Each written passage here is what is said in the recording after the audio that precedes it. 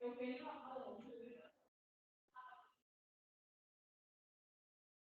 hello everybody. Welcome to our E3S Next Generation webinar series. This one is our second webinar series. We perhaps waiting I think most of people are joining now. Then we will just start. Um, so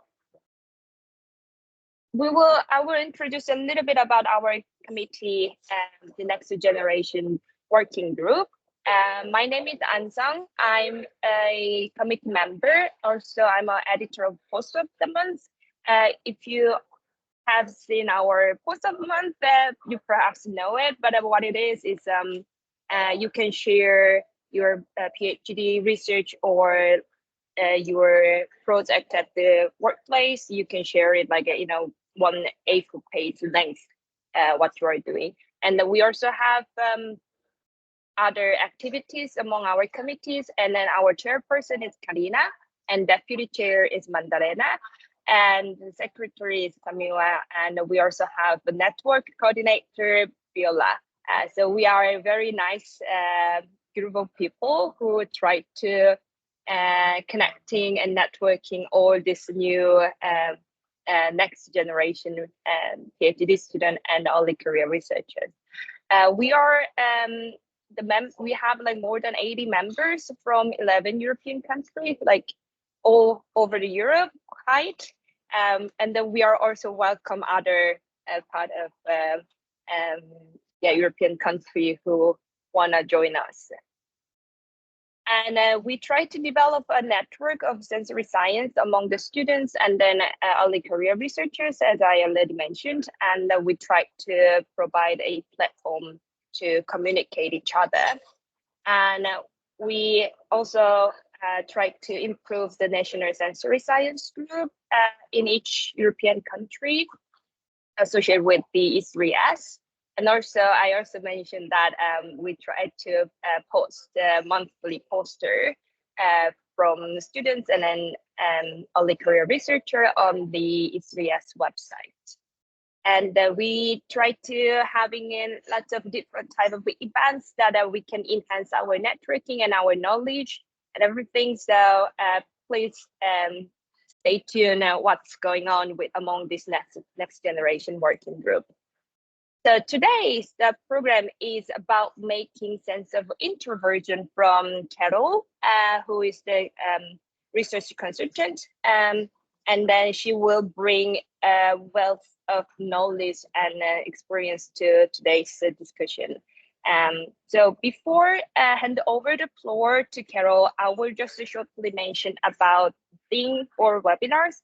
So all participants will automatically muted, and the webinar will be recorded and then it will be uploaded on our E3S YouTube channel. So if you want to going back to checking what today's things, then you can just go back to, you can check it out in the website.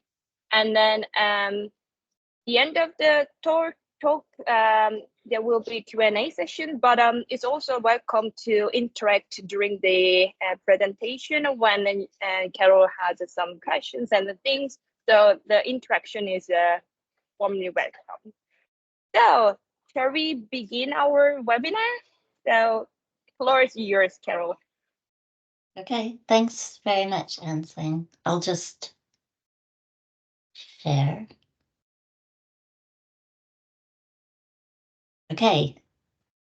Yeah, hi everyone, and thanks so much for joining me on this webinar, and thanks to the E3S Next Generation team for asking me to present today. I really appreciate it. So before we get going, a quick intro to me. I've been a sensory scientist for over 30 years. And I started with a degree in food science at UC Davis in California, and had a sensory specialization. And one of my lecturers was actually Rosemary Pangborn, which shows how ancient I'm getting. And now I live in the UK and I have my own consultancy, and I actually focus on qualitative and desk research and coaching and mentoring, as well as sensory and consumer projects. And I'm a committee member of the UK IFST Sensory Science Group, which the IFST is a member of E3S. So there's a simple agenda for today, and my presentation shouldn't last more than 30 minutes. So then there'll be plenty of time for questions at the end if you have them.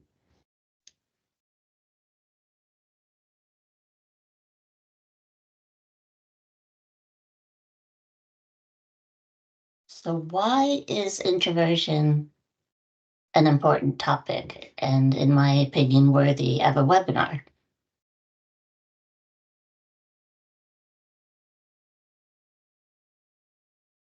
Well, first of all, personally, I exhibit some introvert tendencies, and as a scientist, I've worked with lots of introverts over my career, and it seems introverts can struggle in some elements of study or work or business.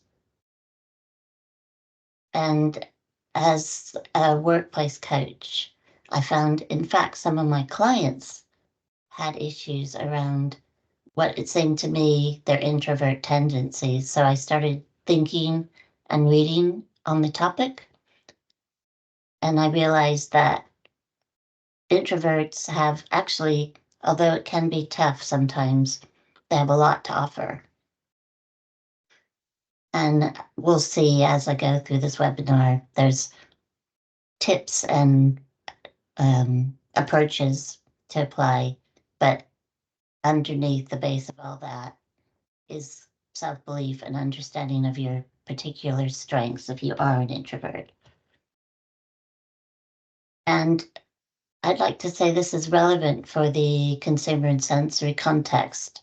I'll go into that more in detail later, but from the first point is introversion tends to be more common in scientists and people like statisticians. And of course, lots of us are coming from that side of the spectrum, and therefore it is quite relevant for many people who work in this field. And also, one thing I wanted to say before we get going, this webinar, it isn't really just for introverts, because I'm going to talk about how, if you're an extrovert, you can work with your introvert colleagues as well. And kind of a trick question to begin.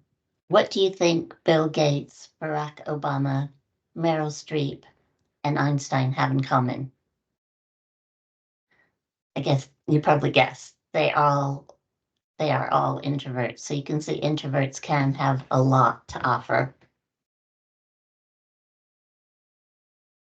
Oh, yes, sorry, last point. Also, talking about these issues is very important, I would say, for people in their early careers, because it's something that you'll come across your whole career. And if you build awareness of yourself early on and come up with strategies to leverage your strengths, it's going to benefit you for your whole career and your outside life. So it's very important. So I think this quote really says it all.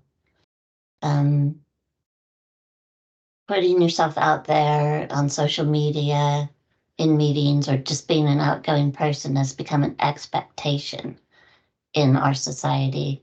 And Susan Cain's a really well-known author on this topic, and she calls this the extrovert ideal.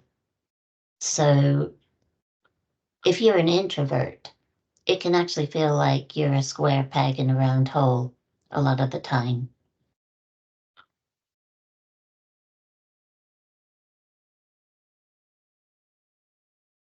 And our working environment overwhelmingly favors extroverts. It's valued, yeah, being outgoing, being confident at making presentations, etc. But introverts have a lot to offer. And we're going to talk about what can be done for the people that don't conform to this ideal.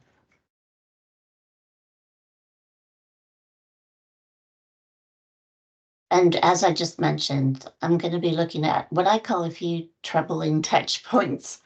And it's just a few examples of situations where if you're an introvert, you might find them difficult. And I'll give a few tips about what you can do if you are an introvert, or if you're not and you work with people, you manage people, how you can help them. So at this point, I think we need to take a step back and look at what is an introvert. Well, hopefully there's no one definition. It's a sort of amorphous term, but there are some commonalities. In general, you can say someone who's an introvert will tend to prefer quiet environments, so not too much stimulation. They tend to be people who are reserved and thoughtful. They focus a lot on their internal feelings, and they would generally want to have time to prepare or produce. They're not kind of on the spot people. And given that as well, they often prefer written communication to spoken. And they might be shy or even passive, but not necessarily. And sometimes people say introverts are maybe more sensitive to emotions. So if you read around the topic, it's difficult to say how many people really might be introverts. But in some of the sources I read, maybe between a quarter to a half of us are introverts, or at least are introverts at least part of the time. So here's a very quick litmus test. Are you an introvert or an extrovert? So when you feel you need to recharge, do you A, stay at home and read a good book, or B, call up a few friends and have a night out? And I think it's pretty obvious here which is which. And then, yeah, this is not anywhere near 100% accurate. And also, it's interesting because sometimes I'd say I usually would plunk for A, but sometimes I do B. So things are variable. And that leads to this idea about a spectrum from introvert to extrovert. This is one model, a spectrum with ambiverts in the middle who we can say are socially comfortable yet value alone time. And I would say most people are probably somewhere on this spectrum, like generally, but they will can oscillate around it. And some sources say up to 2/3 of the population are actually ambiverts, and you can see this conflicts with what I just said. The others are saying up to half of us are introverts.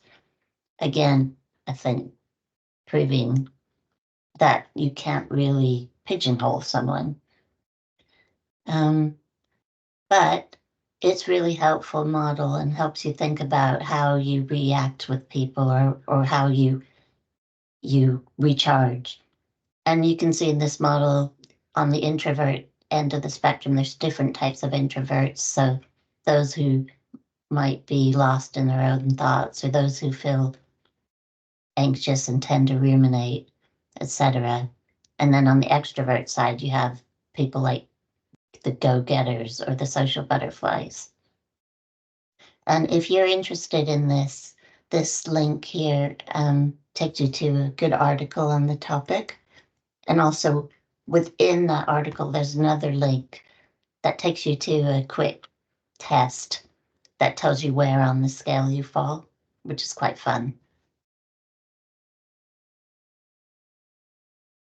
Okay, so now we move into the talking about these troubling touch points, and these are just a few examples that I thought of, and it's definitely not exhaustive, but maybe some good initial areas to talk about the different scenarios. These tips I'm going to give you for each of these scenarios come from combining ideas and insights that I've gained from reading around the topic and my own thoughts and experiences. So I hope some of them might work for you. Okay, the first one is introductions. Introverts might find it difficult to make small talk and promote themselves and their organization while remaining relaxed and natural. And in this area, some of the solutions are really simple. So if you're an introvert, the key thing is always to remember to relax and smile, and that helps so much. Prepare a bit, and that's a theme coming out. Introverts do tend to feel more comfortable when they can prepare. So think about things you're proud of. What can you tell somebody when you first meet them that will boost you up a bit and give you something to talk about? It's this small talk thing that can be difficult.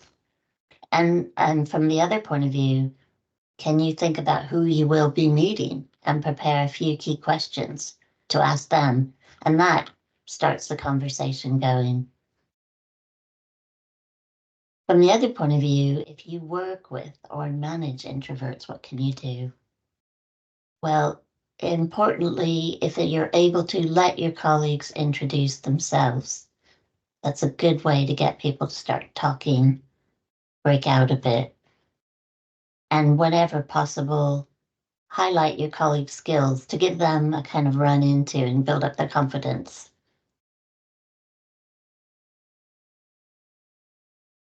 The next area I wanted to talk about is meetings. So we're all having to participate in lots of meetings every day. And introverts may find they don't get to say what they want to in a meeting, or they don't have time to formulate their thoughts. So planning and allowing different modes of participating can really help.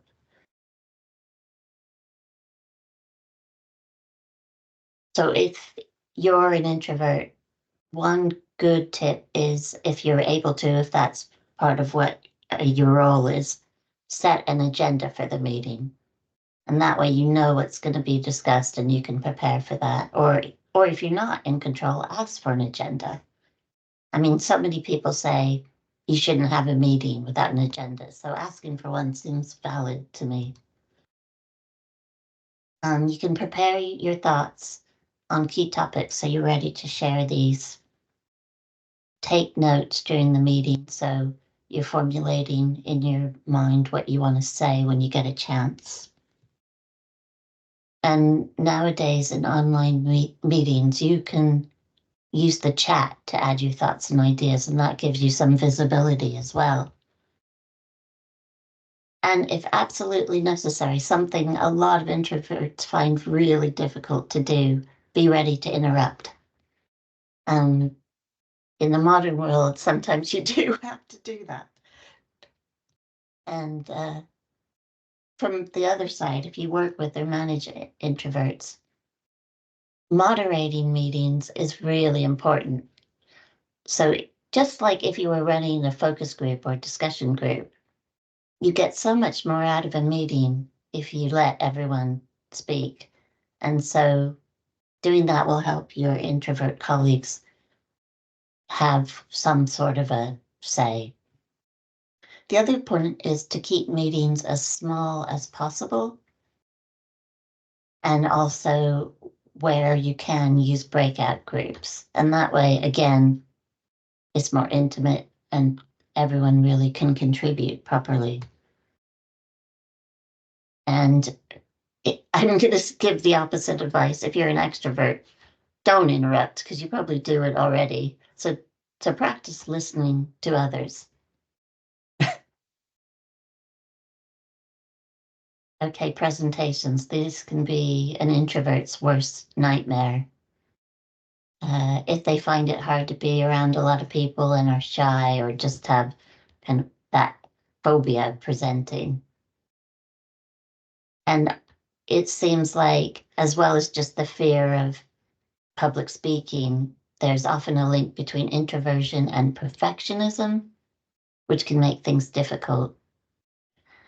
So there's a problem, for example, in question and answer sessions, many introverts would prefer to have time to reflect before they answer questions, but that's not always possible.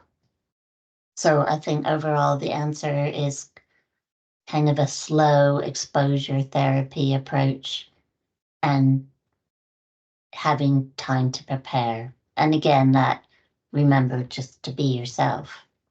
So as an introvert, do practice your presentation, but don't overdo it. That's coming from that perfectionist point of view. Just a little bit of practice really helps, but too much practice is almost decreasing circles. Prepare some answers to questions likely to come up that helps to think about them and just prepare you in a more rounded way. And remember, you know what you're talking about. Be yourself. And from the other point of view, if you work with or manage introverts, if you're somebody asking a colleague to give a presentation, or you manage an introvert really for this point, help them gain slow exposure to these situations. Give them lots of opportunities that initially are not too daunting, just a few people, and then they can build up. And give plenty of notice if you'd like someone who you think is an introvert to present so they can prepare.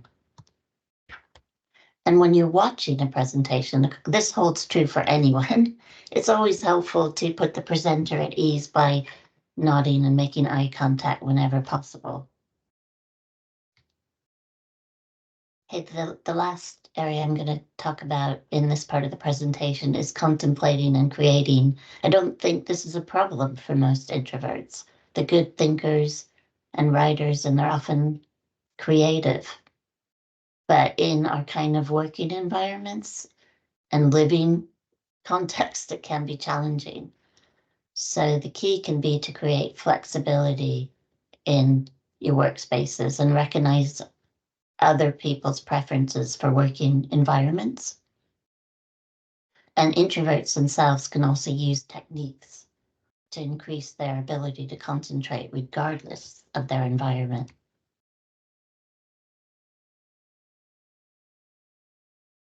So if you're an introvert, you probably need at least some of the time a calm and quiet place. So think about this, it's an important point. Arrange to do key tasks as you can from a quiet place at home or book a meeting room. You kind of need to prioritize that for yourself.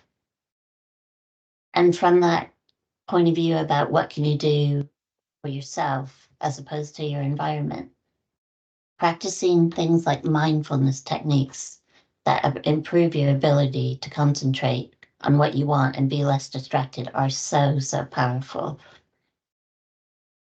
If you work with or manage introverts, again, this is advice for everyone, just be considerate and think others might need different types of working environments. And if you're somebody who is in charge of a group of people or an office, arrange for quiet times or places in a busy office, so make sure that facility is available. And in all these situations, as I said at the beginning, first of all, the tips I gave are my ideas. And I would say, in fact, everyone's going to have their own troubling touch points and their own solutions. But I hope those tips I just gave you are something to start from. But what I'd say underneath everything that's so important it's so important. The base is valuing yourself and remember your strengths and learn to value and communicate about them. So introverts can help make a working environment productive.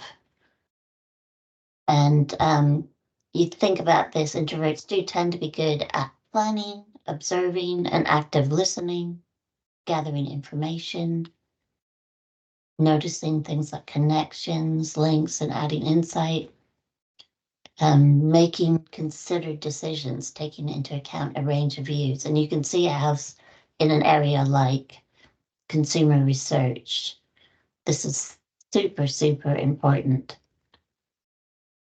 From another point of view, introverts usually value calm and might not enjoy small talk or confrontation. We can see this as a problem, but they can also help keep the tone in a working environment level and healthy.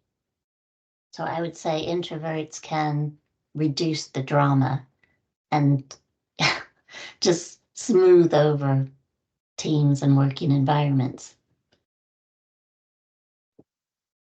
And in general, being an introvert can mean that you're more able to be happy on your own and not craving all the time to be overstimulated. And this can help with concentration, dedication, resilience. And I like this quote by this famous author, poet, I think.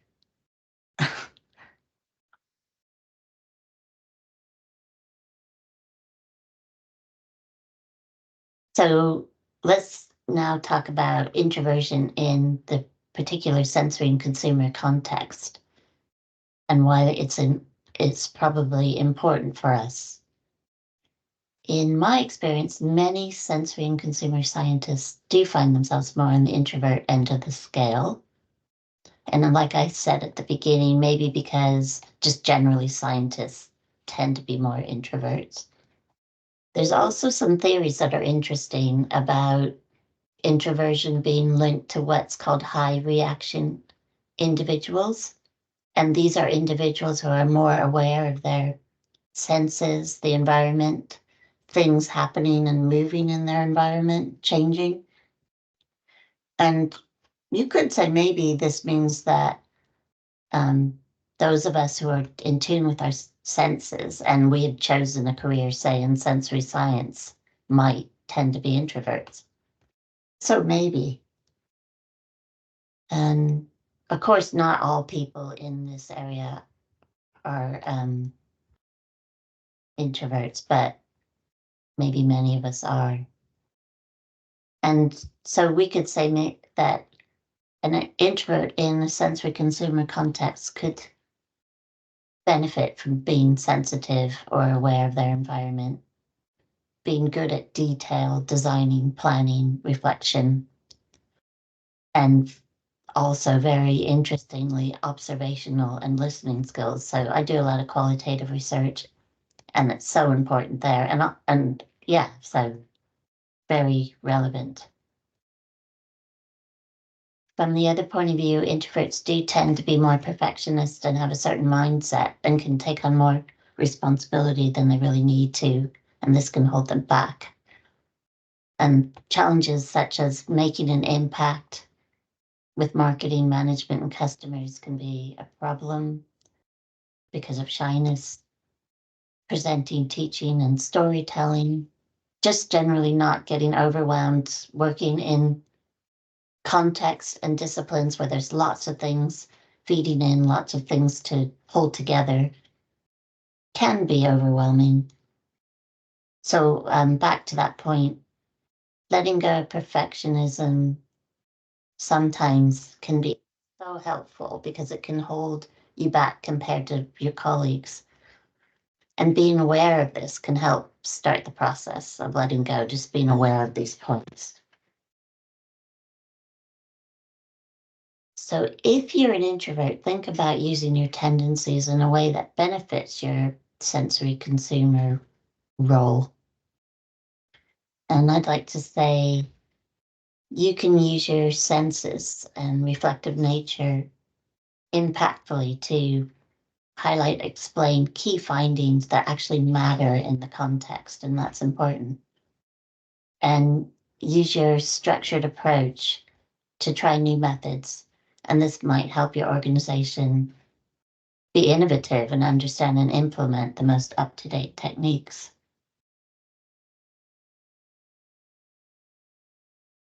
Leverage your planning skills to help your team deliver and be ready for any contingencies. And this, in our world today, is really important. Things are changing so fast. And it's good if someone has thought through, oh, this could happen, that could happen. What might we do about that? And from a more personal point of view, use your work or your study to push yourself a little and develop some extrovert competencies. And that links back to what I was saying. If you start early in your career, it's going to help you for really the rest of your working life. It's only going to get better and better, I promise. So pace yourself, take time, and make the space you need to be your best. It can be a bit of a tightrope to make an impact and show your skills and enjoy yourself without finding it daunting or actually over-delivering, but it is possible. And this takes me to thinking about self-help for introverts. These are some self-help techniques I found useful to feel more confident and comfortable with my introvert tendencies. So the most important, or not important, but the most simple really, is reading around on the topic. And I can recommend the Quiet book by Susan Cain. She's sort of the authority on the topic, I guess, was one of the first people to start writing about it. And her books are really easy reading and really super interesting. There's many other authors though, and there's articles you can read even on LinkedIn, etc. I think it helps you understand, first of all, you're not alone and that there are approaches to help you thrive in our modern world. Okay, second, I like to talk about meditation and mindfulness. I'm a very long-term practitioner of meditation, and I find it really helps learn to be more resilient, have more equanimity, and just feel you have more control over situations without actually controlling them. And that also leads to helping to be able to handle lots of different things at once. And as I said earlier in this webinar, creating a quiet and calm environment for yourself where you can is really, really important. And take all the opportunities you can to practice things like public speaking, because the more you do, the more confident you're going to feel, the easier it's going to be. So spend a few minutes, a couple times a week, just giving a talk to yourself in front of the mirror.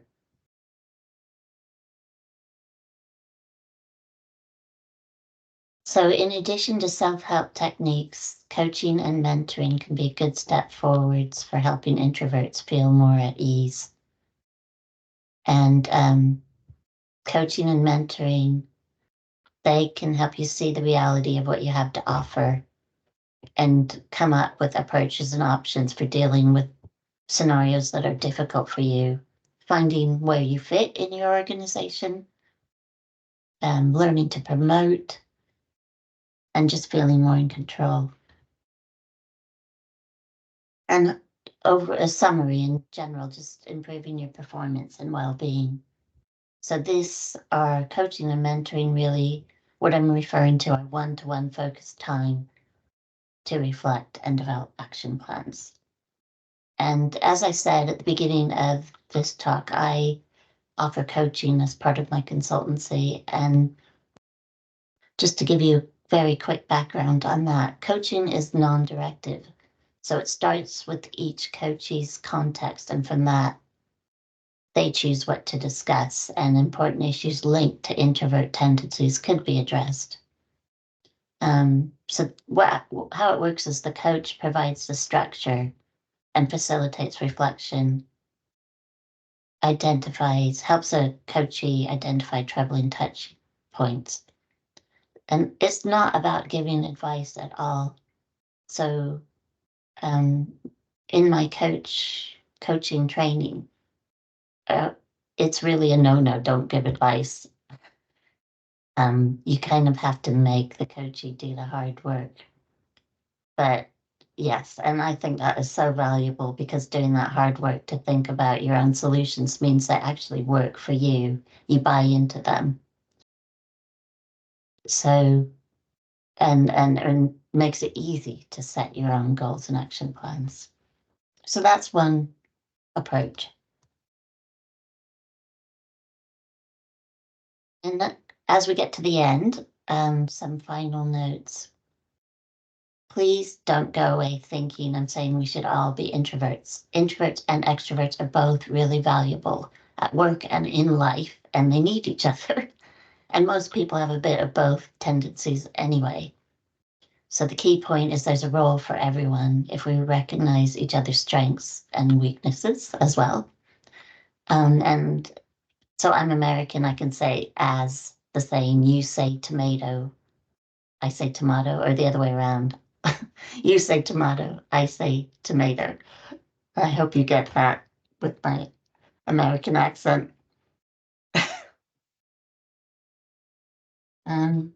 So finally, I'll finish up with a very quick advert.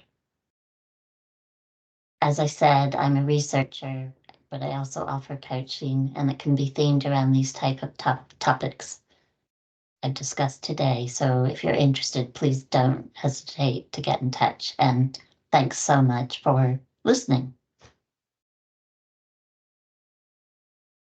So I think we're up to the Q&A. Thanks. Thank you so much, Carol. Now it was me, yeah. So anybody from audience have a question, then it's your chance to talk about. So Karina has a question. Yes, thank you, Carol, for a very nice talk. I was like really every time you were presenting some points, I was like, yes, this is me. Yes, this is me. Yes, this is me. Yeah, especially I want to ask you something, especially on the last point that you shared on the last slide.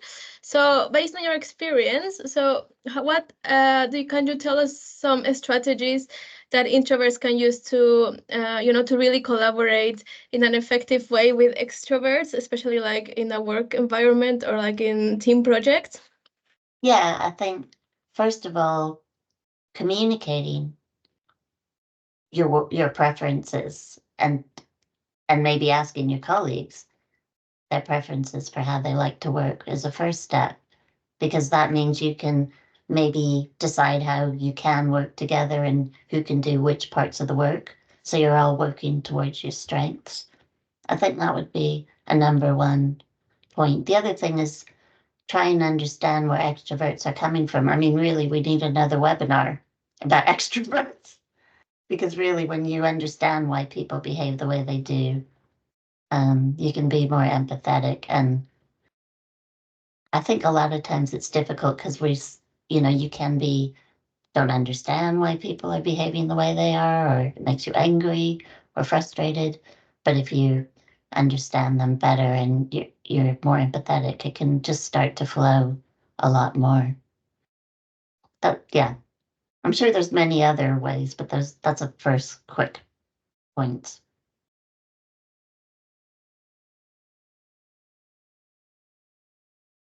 And then there is a Mada who also want to ask a question. Hi. You. Hello. Well, first of all, thank you so much, Carol, for this very interesting presentation. Well, I consider myself a little bit of an extrovert, so definitely they were also a good point for me because, yeah, for me, one of the struggles sometimes is indeed to let people speak and try to indeed to get in their mindset. So definitely there were some very interesting tips. I do have one question, which is perhaps a little bit more linked on the work that we do. So on especially on panel training. In that realm, indeed, one thing that sometimes I do struggle is, doing a panel discussion that can have a mix of introvert and extrovert personalities. So in this kind of situation, I do see indeed that the extrovert indeed interrupting the introvert people. And I know that is part of a panel leader to try to balance the group. I was then wondering during your presentation whether have you ever considered or saw in your experience perhaps the creation of groups that are based on these personalities. So perhaps you create a panel group that are just extrovert or panel group that are just introvert. Like, do you think that solution could be beneficial, or are different personality also essential in a panel discussion to just get like a more balanced and dynamic discussion about your product? It's really interesting because I think from my personal perspective, I think mixed groups are the best, because if they're well moderated, you get the whole thing. I mean, for a sensory panel as well, because maybe if you have some people who are more detailist and reflective, and then some people who are more extrovert, to keep the discussions going and throw in new ideas easily. I think that's really important. Interestingly, I know, like, from the consumer point of view, recruiting people for discussion groups and things, people often try and look for extroverts. But I think it's really good to have some extroverts, but to kind of filter out 50% of the population just seems crazy to me. So I would say mixed groups, and like you said at the beginning, maybe it makes the role of the panel leader harder, unfortunately. But then you can also get so much richer information from the panel or the group. I don't know. Do you agree, or do you have points? No, yeah, indeed. Well, my experience is mostly indeed with a diverse group. So then I never indeed try to have a unique group that was on a specific personality. So that's why indeed I was curious, perhaps that was something that you saw within your experience, and maybe indeed it worked very well, or perhaps it didn't work at all. So then, I think in general, like for descriptive panelists, people often it's part of the screening to see if people are able to describe well and have group conversations and things. I mean, and that's sensible. In any case, you want to filter out the extremes on either end. Yeah. I mean, you don't want somebody who can't speak at all, and you don't want somebody who's never going to be quiet. It's sort of obvious, but it's worth repeating. Mm-hmm. It's really an interesting point. I mean, maybe just to know, we find out everything else about people's senses when we screen people. Might be interesting to find out more about their personalities as well. No, definitely. Thank you so much. Very interesting talk and discussion. Okay. I also have a question by myself. I'm using my moderator position to asking my question. Thank you so much for a presentation. And I think I'm an ambivert. I haven't actually heard these words before your presentation. I thought like I'm kind of or I perhaps introvert, but kind of trained to be social. Yeah.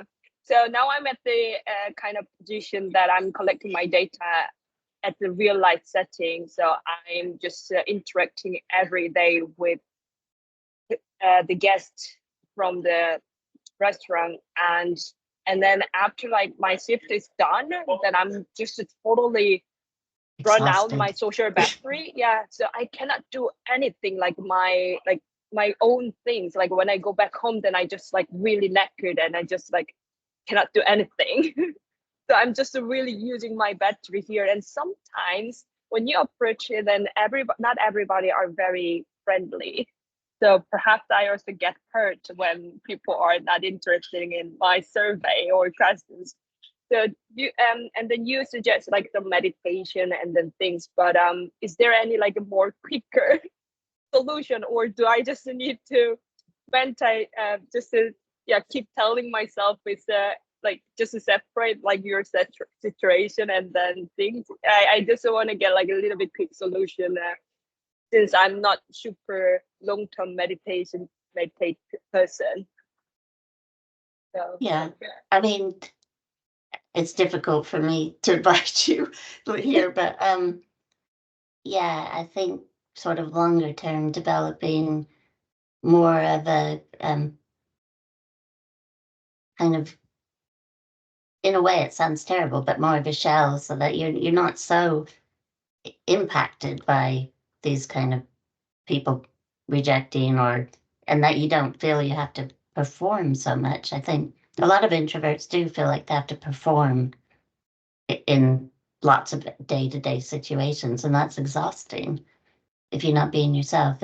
I think getting a bit of a shell, so be learning, and that's kind of a long-term approach, like either through coaching or even counseling, and also this idea that you can be yourself, getting that confidence. You can just be yourself and it'll be fun. You don't have to perform, because I don't have evidence, but my feeling is what is exhausting is feeling like you're performing all the time. That's true. Yeah. Yes. When I'm in it, I feel like I'm on the stage and then just performing that I'm extrovert or like I'm friendly person. Yeah. And then when you just take off your mask, then you just feel super exhausted at home. Yeah. And I think you're already partly on the way, because recognizing it's difficult for you is important. And then maybe making sure when you're doing a lot of that, you build in some sort of like self-care time too in those periods so that you can recover as well. It's really important. So it's really easy to get pushed, like we have really tight time scales and you have to, I know like sometimes if I'm doing qualitative research and lots of interviews and stuff, you can just get really exhausted, but it's just having some time, like you said, in the evening to do something you find really comfortable, relaxing, can make all the difference to how you feel. So, yeah, just some ideas, but I think it's a long-term work, unfortunately. Thank you so much for a nice comments. Yeah, we're working on that. Yes, you're doing well because you come across really well. Thanks. So, right, then I will start wrapping up our session. Thank you so much for today's really, really nice presentation. Was a really, as the mixed person, it's really nice to reflect. Thank you so much. And then before we wrapping up the seminar, I will just shortly advertise what next from our next generation group. So we will have Eurosense 2024 in September in Dublin, Ireland. So we will have this early career researcher dedicated session. And then we also have the next webinar series scheduled on 12th of July. It's the same time, 12 to 13. And then there is also the nice sensory course organizing from Italian Sensory Society. So if you want to catch up, like what is understanding like consumers, then there is a course opening. And if you're interested to join the E3S Next Generation Working Group or want to writing a nice post-supplement post, then please get in touch with us. And then you can also join us by this QR code within the LinkedIn group. So here's all today. So thank you so much for your attention and participation in today's webinar. So see you next time. Bye. Thanks. Thank you so Bye. much. Bye. Thank you, Bye. Carol. So Very, much. very interesting. Bye. Bye. Bye bye.